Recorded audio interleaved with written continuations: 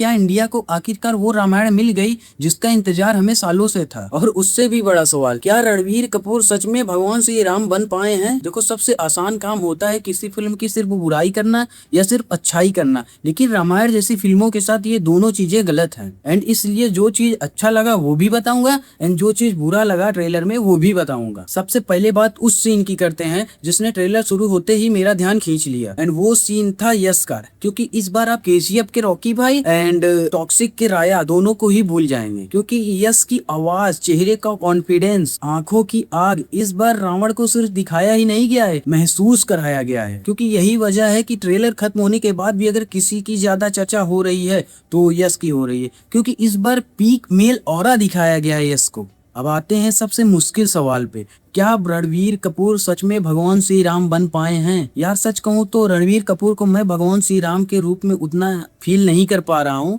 जितना मैं यश को एज अ रावण के किरदार में फील कर पा रहा हूँ। क्योंकि रावण के किरदार में यश जो है एकदम परफेक्टली बैठते हैं, उनसे बेस्ट मुझे नहीं लगता कि कोई भी रावण का किरदार कर सकता था। एंड रणवीर कपूर को देखने के बाद मुझे सच में यार भगवान श्री राम वाली, वो रामानंद सागर वाली श्री राम भगवान की फीलिंग नहीं आई। बट उनके कुछ शॉट्स मुझे शानदार लगे, खासकर वो शांत चेहरे वाला जहां कैमरा कुछ नहीं बोलता लेकिन स्क्रीन पर आपको एक अलग सुकून महसूस होता है। बट कुछ शॉट्स ऐसे हैं कि जहां आप रणवीर कपूर की जगह रामायण के अरुण गोविल जी को महसूस कर सकते हैं, क्योंकि हम लोगों ने बचपन से वही रामायण देखी है एंड हमने उसमें देखा है कि कैसे से अरुण गोविल जी को हमने राम के रूप में एक्सेप्ट किया था एंड घरों घरों में उनकी पूजा भी होती थी। और बात करते हैं उस चीज की जिसके बारे में लोग कम बात कर रहे हैं, साई पल्लवी एज अ सीता माता की किरदार में। मुझे यकीन नहीं हो रहा है कि लोग इन्हें लेकर इतना शक क्यों कर रहे थे। ट्रेलर में उनके जितने भी सीन हैं उनमें कोई भी ओवर एक्टिंग नहीं है एंड कोई भी बनावटी एक्सप्रेशन नहीं है,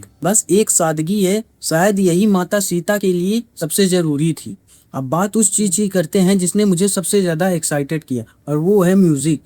क्योंकि ट्रेलर खत्म होने के बाद आपको म्यूजिक सुनाई नहीं देता, महसूस होता है। एक बात और मुझे खुशी इस बात की है कि फिल्म को मॉडर्न बनाने के चक्कर में उसकी आत्मा को नहीं बतला गया। और आजकल बड़े स्केल की फिल्मों में यही गलती सबसे ज्यादा की जा रही, दिखावा कहानी से बड़ा हो जाता है। बट यहाँ पे ट्रेलर देख के ऐसा नहीं लगा। अब आखिरी सवाल, अगर पार्ट 1 में रावण का रोल इतना लिमिटेड होने के बावजूद लोगों का ध्यान खींच रहा है, तो सोचिए पार्ट 2 जब पूरी तरह से युद्ध और रावण के इर्द गिर्द घूमा जाएगा, तब स्क्रीन पर असली तूफान कौन लाएगा? यश लाएंगे या रणवीर लाएंगे? भाई किसी को बताना मत, सबसे ज्यादा तूफान अपना रॉकी भाई ही लाएगा। भाई मेरे हिसाब से रामायण का ट्रेलर परफेक्ट नहीं था, बट इतना जरूर है कि उम्मीदें बहुत ज्यादा जगा दी गई। ट्रेलर में सबसे ताकतवर सीन आपको कौन सा लगा, और आपको अगर एक सीन बदलना पड़े तो आप कौन सा बदलेंगे? तो कमेंट में जरूर बताइए। तो मिलते हैं नेक्स्ट वीडियो में, तब तक सिनेप्लेक्स को सब्सक्राइब कर दीजिए। जय श्री राम।